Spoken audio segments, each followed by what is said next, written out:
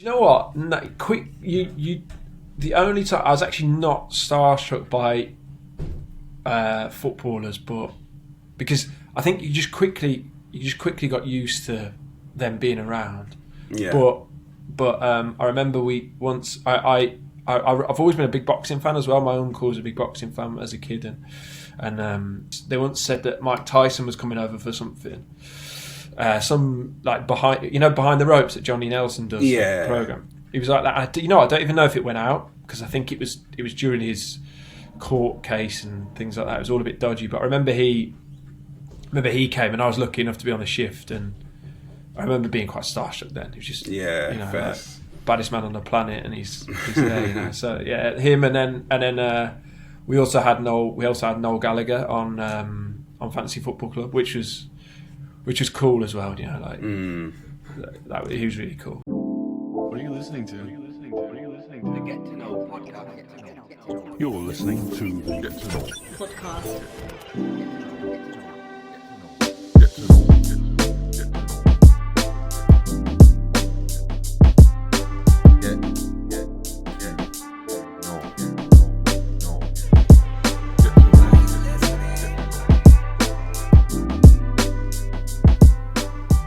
It's the Get to Know podcast, and today I am joined by Wolves video manager Yannie Makarounas. Yannie, how you doing today? I'm good, thank you. How are you? Yeah, really well, thank you. Again, thanks for coming on. I know you're very much used to being behind the camera instead of in front of it, so it's much appreciated. No problem. I'm a bit out of my comfort zone, but I'm happy to do it for you, mate. Oh, mate, thanks, man. I really appreciate it. All right, so how have things been recently? I mean, football season's it's a bit of a different season. There's a lot of games. How's it been for you? Yeah, it's good. It's hard. It's hard to not from going from we have got like a really social team at Wolves. So we've got like the media team's quite we're all good friends, and we're used to everybody getting in the office at the same time, and little. Like we have little games where if you feel the loser, you go and make the teas, and little things like that. And we've got good camaraderie, and we do things out of work together. So to spend best part of a year now not seeing anybody, we went to Olympiacos for a Europa League game. On the flight back, we were told you're going to work from home for the foreseeable, but obviously didn't think it would be a year. Do you know what I mean? I thought it would be maybe a couple of weeks, 3 weeks, 4 weeks, something like that, and you'll be back at work. But yeah, we've had to change the way we work, especially the video department. But yeah, we've been adaptable. We've found ways around things, so we haven't lost out. Content's still going out, but I think the fans still like the stuff we do. So yeah, it's been okay. Okay, good. All right, so Yannie, to get into things, we'll do the quick fire round. So what it is, I'll read out some questions. I'll give you two options, and you just got to give me your preferred option. Okay? Okay. Yeah, no problem. All right, nice one. All right. So, firstly, English or maths? English. I was better at English. Messi or Ronaldo? Messi. Films or TV series? TV series. Cats or dogs? Dogs. Xbox or PlayStation? I had both. PlayStation. Orange juice or apple juice? Orange. Apple or Android? Apple. Nike or Adidas? That's the hardest one. Adidas, I think. Kanye West or Jay-Z? Kanye. Biggie or Tupac? Tupac. Spider-Man or Batman? Batman. Instagram or Twitter? Instagram. Winter or summer? Summer, all day. Good man. Finally, what is your favourite holiday destination? I'd have to say Cyprus, where me and my family are from. So I go there regularly. But there's nothing like it. You know what I mean? It's nice. Nice. All right. So, Yannie, can you start by kind of telling me about growing up and how you first realised your ambition of working in football? Okay, so quite a unique, first few years. Like me and my younger brothers all grew up on a RAF base in Cyprus. So it was great place to grow up. Really safe, quite small community. Everybody knew everybody. But then obviously you go out to the island and see family and stuff. So it's really, for the first sort of 12 years, really quite unique, but great place to grow up. Then we moved back to, my mum's from Wolverhampton, so we moved back to Wolves. Always wanted to be a footballer, there's pictures of me as a little kid wearing Wolves kits from, 3 years old or whatever, hand-me-down kits and stuff. So always wanted to be a footballer. Obviously wasn't good enough. And then when I was about 16, 17, I started thinking about what I wanted to do. I've always been like that, I've always been quite clear in my mind what I wanted to do. So I wanted to be involved in football. If I wasn't going to be a player, I wanted to do something. So I started writing.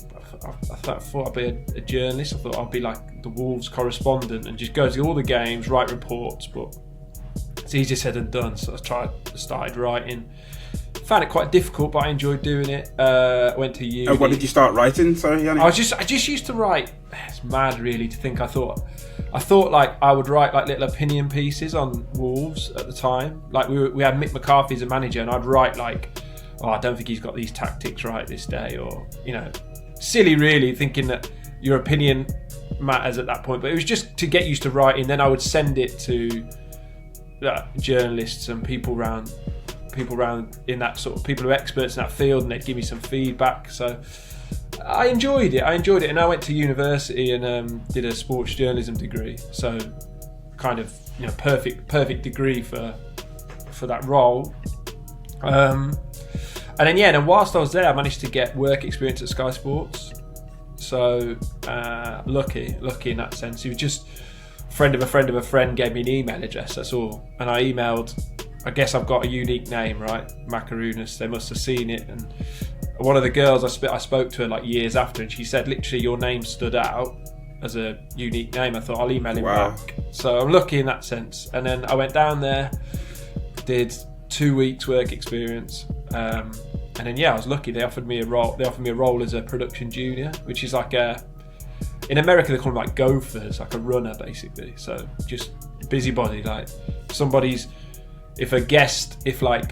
for example, if Dwight York is ready at the security gatehouse, you got to go and get him, take him to the studio, get him a cup of tea, a coffee, get him some food, make sure he's happy, give him his contract, get him to sign his contract. Like the niggly jobs that a producer doesn't want to have to think about on a show day. You were just there to make their life easy. So I did that. I lived in London. I did that for, eventually sort of worked my way up to become an assistant producer on a couple of football shows, and then after sort of 6-7 years in London, I thought I'll come home. So came back to Wolves. So at what point did your attention change from the writing to being in front of the camera? Working in the production, because no, you're right. I genuinely, at uni we had a broadcast journalism section of the course, and I'm not gonna lie, I didn't really like it. I was like, they had us trying to like film in games, like camera 1 position, camera 2, and it's cold, and you're in the middle of Stoke filming a game. It's freezing cold. I'm thinking, I don't want to do this. You know what I mean? It's not. But then I went to Sky, and then you see like programming and that what goes into it and the production values that Sky have, and then I quickly found my little role within that industry. So I wasn't say on live sport. I was on a show called Fantasy Football Club, which was like a kind of like we had ex-pros coming on, and we talked to them, or ex-pros and current professionals, and we talked to them about their career and the players they played with and the managers they played under, and at the end we'd ask them to pick the best 11 players they played with. It's called 1 to 11, and I love that show, and then because we were a small, quite a tight-knit team, I got responsibility quite quickly. I was able to go out and shoot, and yeah, when you get to do that stuff, it's really exciting. But I never ever wanted to be in front of camera. I always wanted to be producing, directing, that kind of thing, writing questions, you know. So prior to you getting your work experience at Sky, were you still very much thinking that you wanted to, you were still focused on doing the writing? Yeah, genuinely, and not because I thought I was very good at it, and not because it was exactly what I wanted to do, but it was like a way of being close to football, like working in the industry without working directly in the industry. Do you know what I mean? Like, you've got to be in football, you've got to be really, obviously we all know, to be a player you've got to be exceptional, but then to be part of the backroom staff you've also got to be exceptional. Like, it's like I work with these guys now, and they're so talented in their field, and they are the top of their field, and there's thousands below them that are trying to get the jobs at Wolves. So I didn't know if I had that, so I was trying to be realistic, and I was lucky. I went into TV, and yeah, I didn't know it was in me, but there was like a passion there that I didn't really know I had. So yeah. So talk to me about the placement and how significant that was for you. It really was. I mean, I went down, and you sort of really wide-eyed, you know. I remember my nan, me and my nan, I think, went halves on like a hotel room down there. Like, I didn't have any money, do you know what I mean? So, but we know it's worth it. So she's given me some money. I put half together. We put this. I've got a hotel room in like a little sort of B&B round the corner from Sky.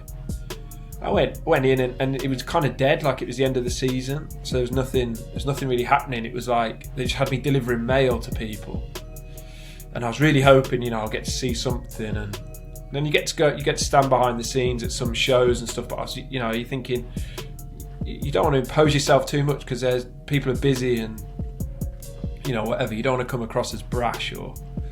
But yeah, there was a guy.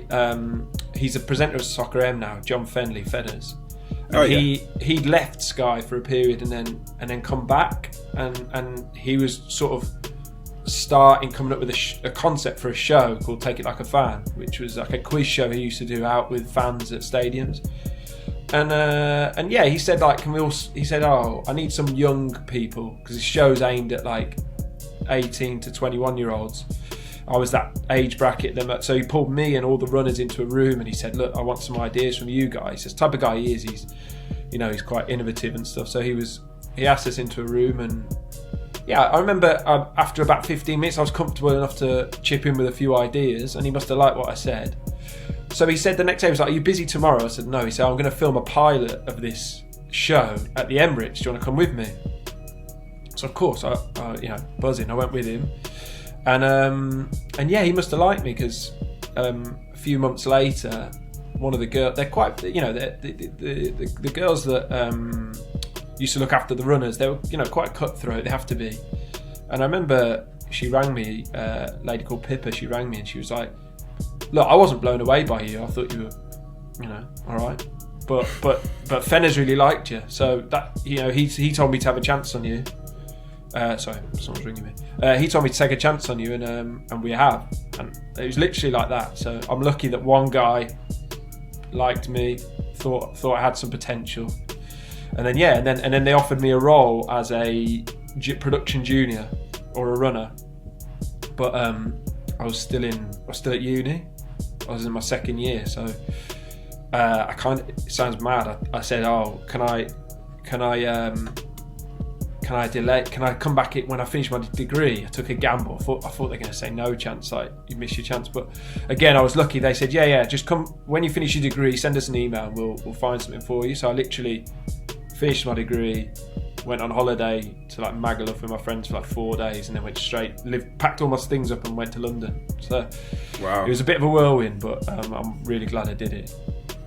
Yeah, that's pretty much hitting the jackpot, really, like getting a role at Sky, you know, as soon as you finish uni. I think for a lot of people that want to get into that field, that's maybe like they kind of expect to work their way up to something like that, and even then it's not guaranteed. So how was that getting that role, like at that time? It was amazing, don't get me wrong, it was amazing. And when you go down, it's a foot in the door at an amazing company, but it's not an amazing job yet. Do you know what I mean? It's like Yeah. it is graft. So you got no real security. You're on like a shift by shift contract. So if you do one shift in a week, you're getting paid for that one shift, nothing else. Okay. So you've got to like, and luckily we were all mates and we all played football and there was no animosity. Wasn't a rat race. People weren't, stitching each other up to get shifts. We all helped each other out, and it was a nice situation. But I imagine at some other companies it might be a bit dog eat dog. Do you know what I mean? But it wasn't. Yeah. It was a nice place. But yeah, you start off. You do. I remember like you'd go in for a shift, like on a cricket shift, and the match is being played in Australia, and you turn up 5 a.m. You got to make 40 cups of tea twice an hour, every hour. Feed everybody.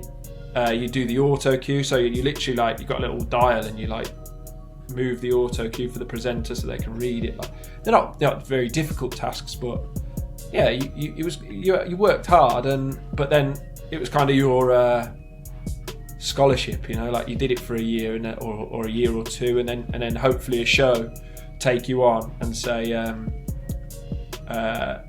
show will take you on, and then you become part of their production.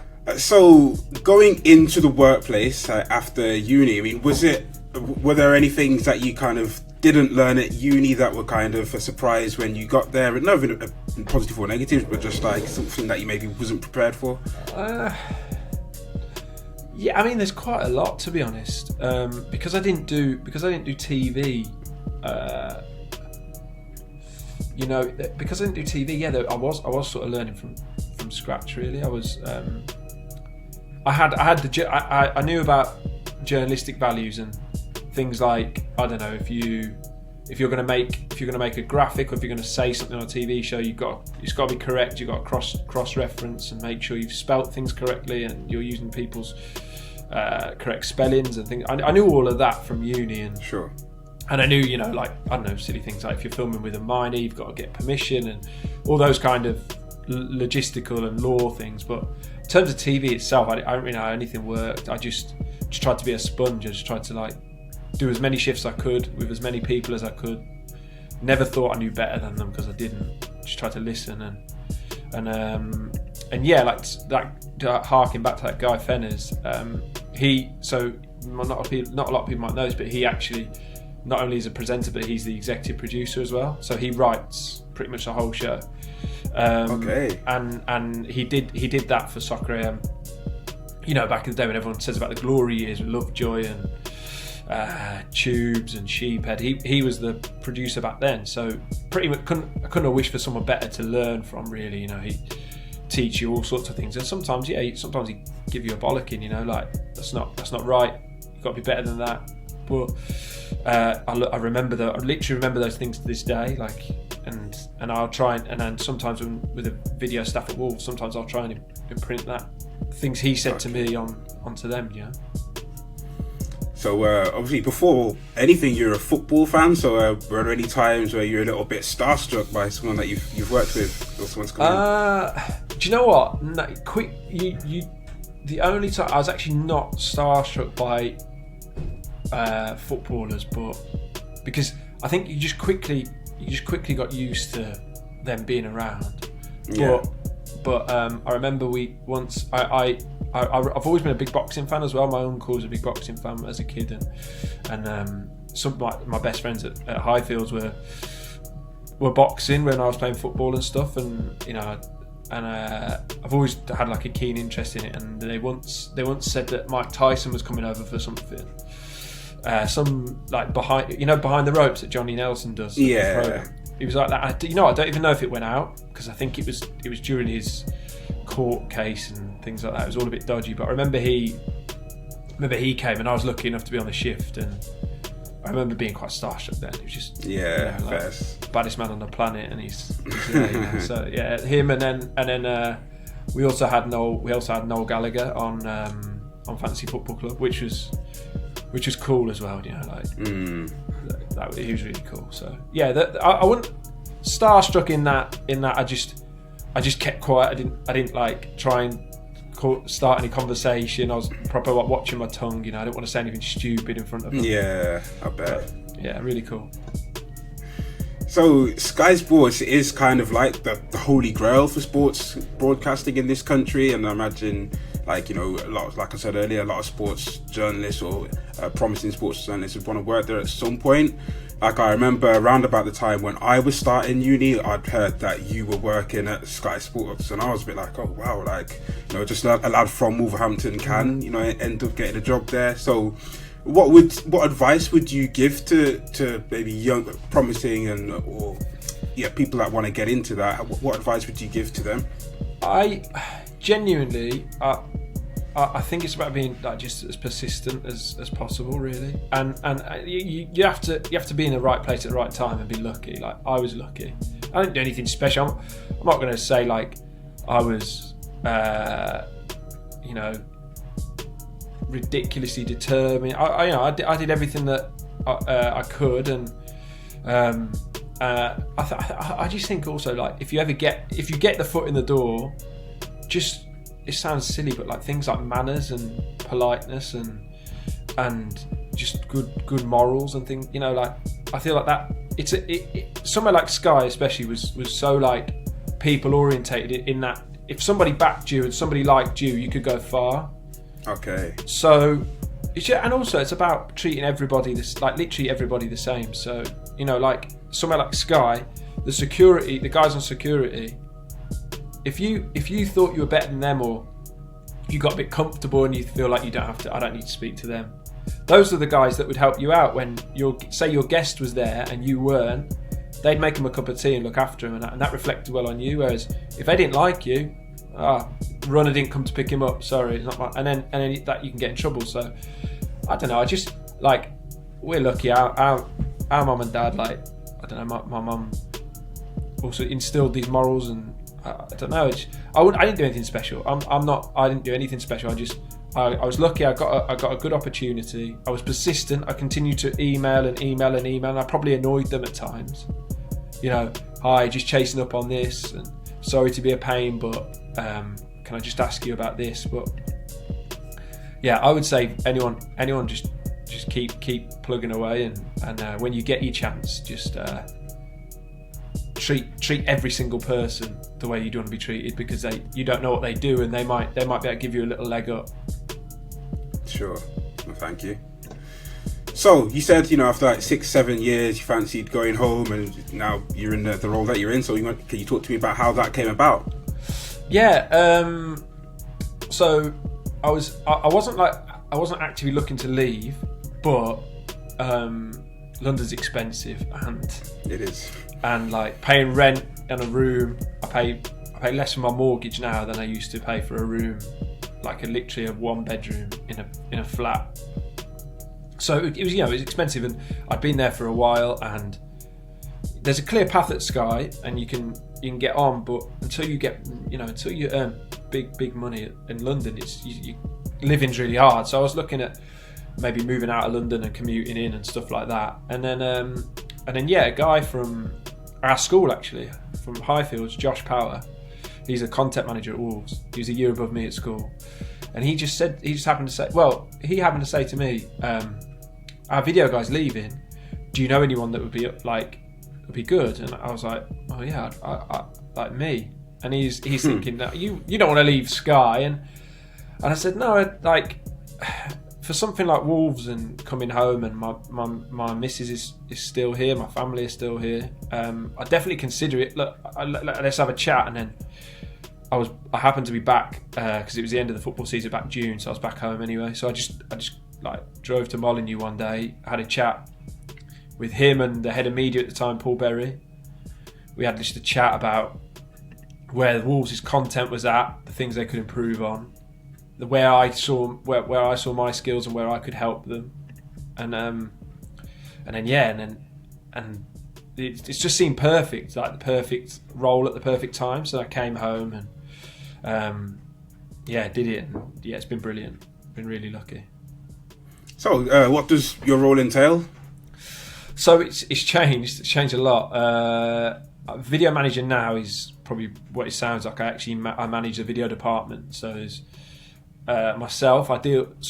Myself, and then like above me is Josh. So the guy that I spoke to on the phone all those years ago. So me and him look after the video content at Wolves, but I head up the video department, and then it's grown now. So there's me, and then in my team are 2 video producers, like really talented producers, like the type that you're probably well aware of. Shoot and edit their own stuff, and real eye for it. And then we've got a motion graphics editor who's brilliant, and then a presenter that we just hired this summer, full-time presenter, and she's really good as well. So yeah, we're a small team in terms of the Premier League, but I feel like we kind of punch above our weight. Like a lot of people say to me, "Oh, Wolves' stuff's really good," and that's because of the team. Like we're lucky to have some really good people working for us. Okay, you feel very proud about that. Yeah, I am. I mean, I was lucky because when I joined, it was just me. I was the video team on my own, and it was that 2017-18 when Wolves won the championship with like 100 points, and there was ridiculous, like Cardiff away and Middlesbrough and all these ridiculous games that we were involved in, and then we won the league, and then there was a big trophy parade through town, and I was having to cut and edit all these film and cut all these things myself. Ridiculous hours, and working alongside Josh. It was tough. It was tough, but you did it because I'm a Wolves fan, and it was just an amazing time. But yeah, as soon as we got the Premier League, I remember saying to our boss, the head of media, like, we need more people in the video team because the Premier League's even more demands. So then we had another one. We added one more person, and the first Premier League season was 2 of us, and then the second Premier League season was 4, and then this season we've added a presenter. So yeah, hopefully it'll just keep growing and growing. And I was lucky enough to get in at the base level. Podcast. Yeah, it's funny. A friend of mine who went to the Wolves parade when you got promoted, he said he saw you on the bus, but he said like you looked like you had a lot on your plate at that time. Yeah, I was sweating. I was sweating that day. I remember the players were at the art gallery, and they were doing like sort of dignitaries with the mayor and things like that. And we'd hired a freelance cameraman, a guy I've known for years. I worked with him at Sky, and he's a Sky Sports cameraman. So we hired him for the day because you got to get professional for a day like that. So he was there, and we were going through all his kit, and we'd been at West Park, left a load of kit at West Park, and then walked up to the art gallery. And we were there, and we're going through the kit, and then we realised he forgot his memory cards for his camera, and the players were coming out in like 15 minutes. I had like a tracksuit on, and he had like jeans and that. So I said, "Look, I've got a tracksuit on, I'll run." So I just sprinted to West Park, got these cards, sprinted back. So when your mate saw me, maybe I was still recovering from that run. So are you editing? So was your role editing all of the videos? Like, were you filming them yourself as well? I did everything. Yeah, at the start, shoot and edit. We I learnt on the job. I'd never done it before. At Sky, you were always a producer, and you've got these ridiculous, amazing cameramen with 20 years experience, and you just sort of say, "Oh, I want it to look like this," and they just make it happen, and you take all the credit basically. But yeah, when I went to Wolves, it was like you got to shoot it yourself now and learn how to use this camera yourself, edit yourself. Because I used to just at Sky, you sit in a room with an editor, and he helps you chop it all up, and you sort of guide him through. Whereas now I'm the editor. So yeah, I just learnt on my feet. Like if I look back at the edits I did when I first joined Wolves, they're embarrassingly bad. Do you know what I mean? But you just get used to it, and I was lucky that because of Sky, I had the value, the production value. So I knew, like, basically, I set like a bit of a, it sounds a bit daft, but I set like a mantra where if we wouldn't have put it out on Sky, then I don't want it to go out on Wolves' channels. That was my thing. Like, and it can't always be the way, but I always try to think that if my producer at Sky would have said, no, that's not good enough, then it shouldn't go on Wolves' channels. We should treat Wolves' channels like a broadcaster. So that's what we try and do, and that's what I always tried to do. And sometimes it meant I was ringing up old editors from Sky saying, "Oh mate, how do I do this thing?" Or, I'm trying to work out how to do this little graphic or this transition. How do I do it? And they just taught me through it, and I'm glad they were like patient enough to help me out. But yeah, got there in the end, I think. Nice.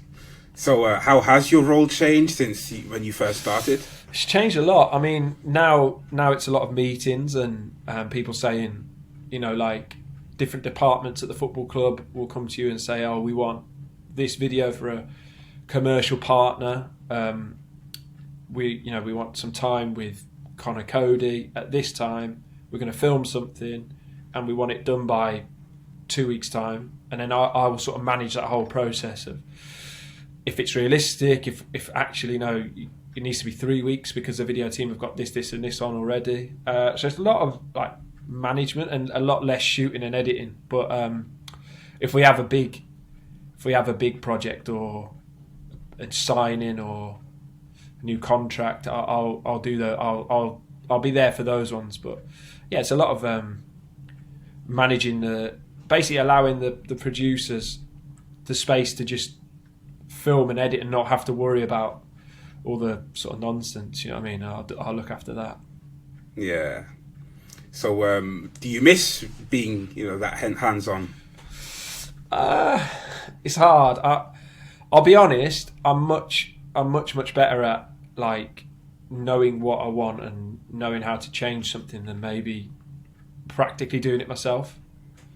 I think the guys. I always say to the guys now, like they're way more talented with a camera than I was. If you ask me to do it, it'll be in focus. It'll look nice, but don't expect anything too flashy. Like I know what I can do, and I'll do that. Whereas these guys are, they've been doing it off their own backs for years, and it's their real passion. Whereas I think I'm more about planning and producing rather than shooting and editing. Like I can do them both, and when times are, when we're up against it, I always muck in and help the guys out again. But they're way quick. They're quicker than me. They're better than me at it. So I just keep managing it. Like it must be the timing of you taking this role must be amazing because it's like this is what the most successful period of Wolves' most successful period of your lifetime. So to be like so involved at this time must be amazing for you as a fan. Yeah, it's been it's ridiculous, really. Like I wouldn't have thought that when I joined it was like June 2017. I joined, so maybe August. Nuno came in June, and I didn't think you thought that they've managed to get an amazing manager with Champions League experience, but that doesn't always guarantee promotion. And then they stormed the league. They played ridiculous football, and then we went up and.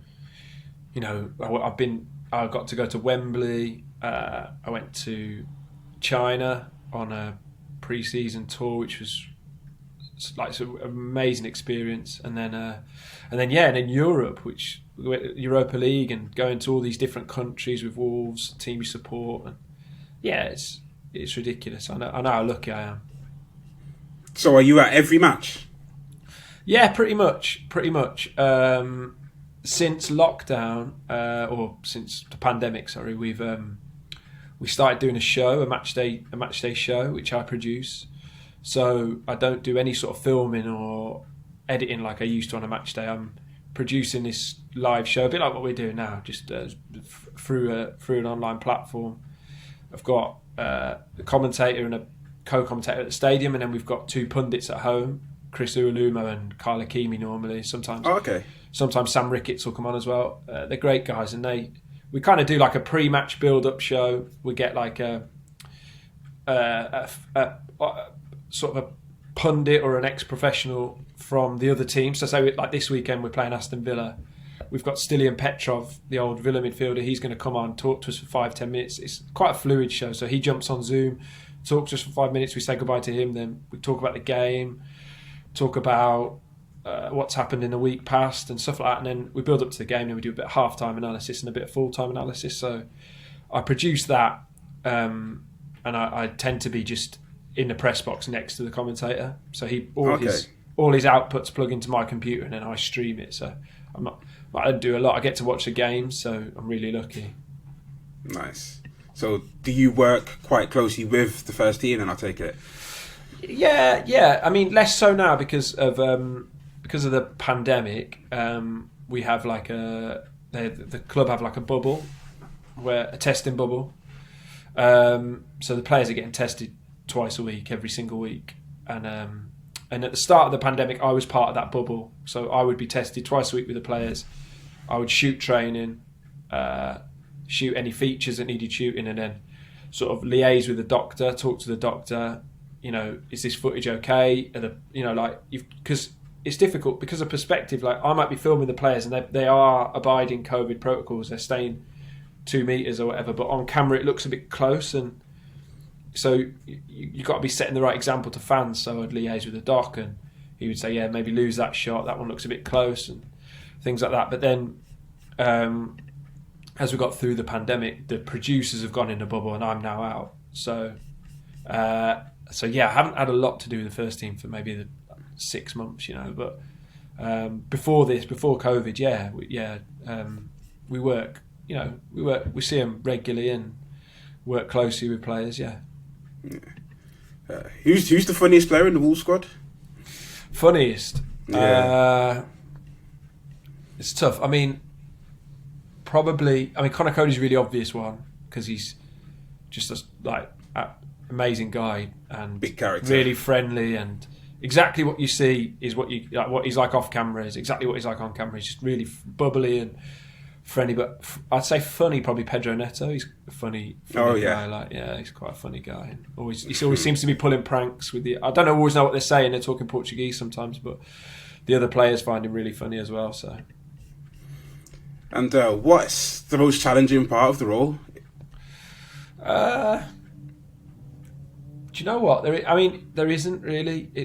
I'd say the only thing is in football. In football, you just got to be really reactive. So say like a signing comes in, and he's getting on a plane from Spain at 10 o'clock at night.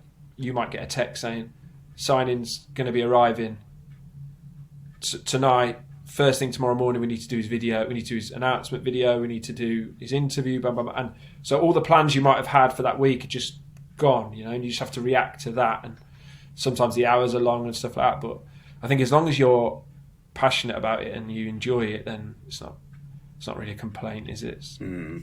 People do a lot worse, so I'm lucky. Yeah.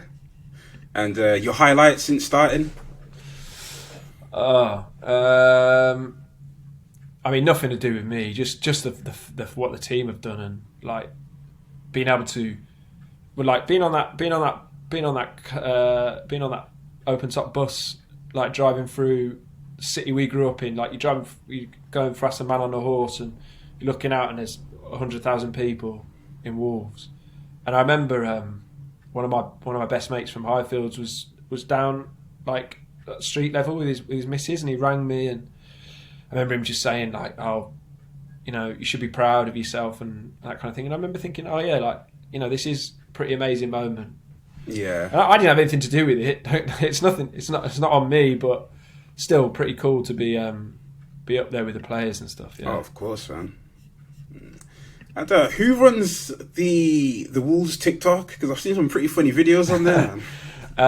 Yeah, that's the two producers I told you about. They're okay. They're a bit younger than me, so they'll send me. We've got a WhatsApp group for the video team, and they'll just drop a WhatsApp video in, and I'll be like, I don't know, I don't get it. Like, it seemed funny to me, but I don't know, is it good? And then they put it out there, and it gets like millions of views in a few days. So yeah, they're really like on the button with that kind of thing, and they follow all the trends and the sounds, and the two producers, Tom and Megan, they're really good. Yeah, man, they're doing a great job. Like, so I'm not on TikTok myself, but some of them, they make it onto Twitter, and I do have a little bit of a chuckle to myself. So fair play to them. So, like, since you and I went to uni, you know, YouTube and social media has grown significantly, and journalism's kind of changing. Like, there's a lot more fan-based content, and like the bigger broadcasters like Sky and BBC, like they're clearly trying to adapt to that. And so now, think people don't necessarily see the established broadcasters as their only, route into the industry and having, success. So, with that in mind, do you think a degree in sports journalism is as valuable as it once was? It's hard. I think it's two sides to the coin, because I don't think I would have got where I got to without my degree. My degree meant I got the foot in the door at Sky, and then I only got the job at Wolves because I was at Sky. If I'm being honest with myself, I didn't have any camera experience. I didn't have any editing experience really myself. But I'd been at Sky Sports and I had their values, their production values, and I knew what made good TV and what didn't make good TV. Well, I like to think I did. So from that instance, I still think there's a lot to be said for journalistic values and understanding what journalism is, and when you're crossing the line, when something's in the public interest and when it isn't in public interest, and when I think I've got pet hates where people will put things out with spelling mistakes or they don't follow some of the principles that maybe you should do, right? But then I also understand. But then from the other token, when we were employing the two producers I've employed since I've been at Wolves, I didn't know if either of them went to uni. I didn't even know. It was weird. It was like I should have looked, but I don't remember looking. And then we were sat in the office 2-3 months later, and I was talking about uni, and they both went, look at you, I wish I'd have gone to uni. And I was like, I didn't realise you hadn't. Because when they sent the job role in, I looked at their show reel before I looked at anything else. First thing we looked at was their show reel and their work, and then the type of clients or people that they'd worked with, but mainly their work itself, their show reel, and then we got them in the door, and then we did a practical test to make sure that their show reel's legit and it's their work, and they can shoot and edit to this level that they're showing me, and all of that was a priority above their degree. So probably lying if I say it's what it used to be. I think it's more about building a portfolio of work. So with that in mind, a lot of people are making their own content and trying to get into the industry that way. So what advice would you give to, say, independent content creators regarding video production? I think just having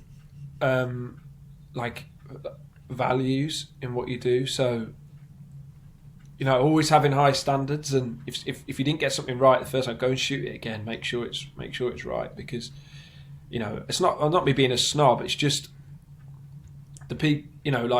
Say the people who are, say me at Wolves. If you wanted to work if you wanted to be a part of the video team at Wolves, then I'm looking at your work. So if you did something on one day and it's a bit soft there, it was a bit out of focus, or could have done that a bit differently. I think just having those values and making sure that your work is as good as it could possibly be, and then I don't know, storytelling. I think making sure your work is unique and tells a story. Yeah. Okay. Cheers. All right. So now, just a couple of questions. Just speaking as a Wolves fan, who would you say is your favourite Wolves player, past or present? Past or present? Yeah. Really hard. So I should say Steve Ball, because that is the answer. But it's the obvious choice. He's a bit before my time, really. I remember Joleon Lescott just being amazing, too good for the Championship and too good for us at the time. So maybe him. And favourite Wolves match ever? Yeah. Well, it's from your lifetime. Okay. I think it's not a big one, because when you consider the games I've got to work in, but I'll just go with one when I was a fan. We beat West Brom in 2007. Jay Bothroyd scored the winner, and that season I went to like 25 games or something. I went home and away. I went to loads. It was the first time I really went home and away all the time. And I was 16, so my mum sort of said, "Yeah, you can go on your own now." And I watched Albion beat us. Like they beat us 3-0 at Albion. Then they beat us 3-0 at Molineux in the FA Cup. And it was, and to see us beat them and the atmosphere that day, and yeah, I remember it being really special. Yeah. And this one might be a bit more difficult, but favourite Wolves goal? Favourite Wolves goal? Yeah. It's not even that difficult. Sylvan Ebanks-Blake. He scored a goal at Charlton. I thought you might say that. Yeah, when the little trick through the legs and then the left foot. I think the commentator says something about abracadabra or something. I remember like playing it all the time. Yeah, it's my favourite. I used to, when I went to uni, like none of the guys I was with, they were like, there was a Scouser, a guy from Portsmouth, guy from Wales, and I remember just like hammering them with Sylvan Ebanks-Blake videos all the time. Like, you need to see how good this guy is. Watch his goal. So he might be up there for my favourite. Actually, I forgot about Sylvan. Yeah, that goal definitely. And what do you make of this season? It's been a bit of a tricky one so far, ups and downs. But yeah, what's your take on it?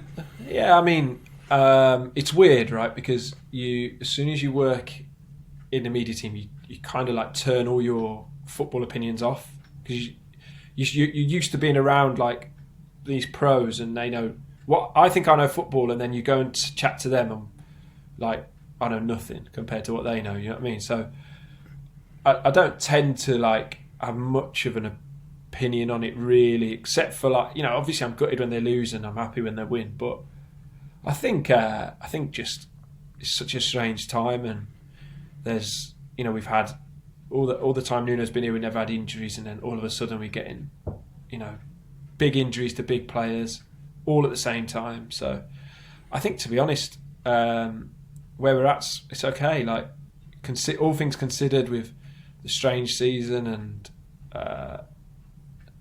all the injuries we've had, yeah, I think it's been, and there's still time, right? There's still, I know it's like March now, but it feels like the season should be over like in a month, but we've still got 11 games, so they could well finish in the top 10, and I think that's a pretty good season. Yeah, no, I agree. All right, so just before we wrap things up, I want to do the trivia section. So for you, it will be Wolves. So we'll see how you get on. Okay. All right, first question. In what year were Wolves last champions of England? A, 1949, B, 1959, or C, 1969? B, 1959. That is correct. Good start. All right, next question. In what country was Nuno Espirito Santo born? Is it A, Portugal, B, Cape Verde, or C, Sao Tome and Principe? C, I think. C, that is correct. Even I didn't know that one before, prior to this. There's a really good, he did an article with Henry Winter. Oh, did he? Yeah, and it's one of the first ones I've ever seen where he talks about where he grew up. Oh, That's okay. the only reason I knew. Yeah. He I'll have a look talks at that. about growing up on that island, so I'd recommend it. Yeah, I'll take a look. Sounds interesting. All right. This one might be a bit trickier because you just said it's a little bit before your time. But against who did Steve Bull score his last goal for Wolves? A, Bradford, B, Bury, or C, Burton Albion? It's B, I think. I think I've seen it. B is correct. Nice one. All right. Next question. Connor Cody went over 2 years without missing a Wolves league match, but how many consecutive league games did he play? A, I know this one. 84, B, 86, or C, 88? Oh, I'm guessing. I'll go C.